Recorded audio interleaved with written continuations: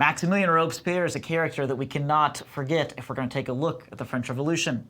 He lived from 1755 to 1794. Hope you're noticing, by the way, the fact that pretty much all the characters we look at all die in the 1790s. That's because of the revolution. That's how violent it was.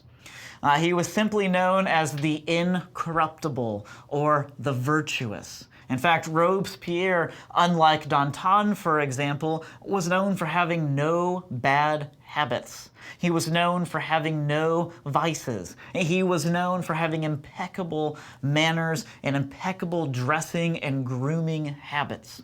He was a fanatical disciple of the social contract by Rousseau, who ultimately chose to try to idealize the Republic of Rousseau by controlling all education, by remaking the language of French so that essentially the same dialect was spoken throughout all of France.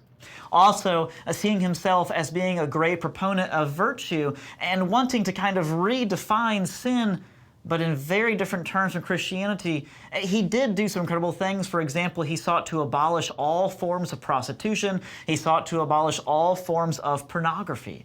He himself did not have the same sexual sins that so many other revolutionaries, as well as the Bourbon royal family, had.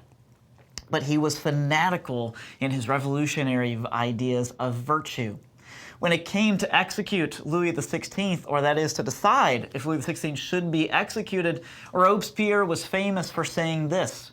He said, "This is no trial," to the jury who had decided the fate of Louis. He said, "Louis is not a prisoner at the bar. You are not judges. You cannot but be statesmen, citizens, and the representatives of the nation.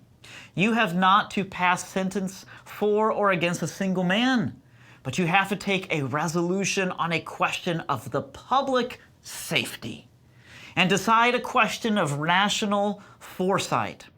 It is with regret that I pronounce the fatal truth. Louis ought to perish rather than 100,000 virtuous citizens. Louis must die so that the country may live."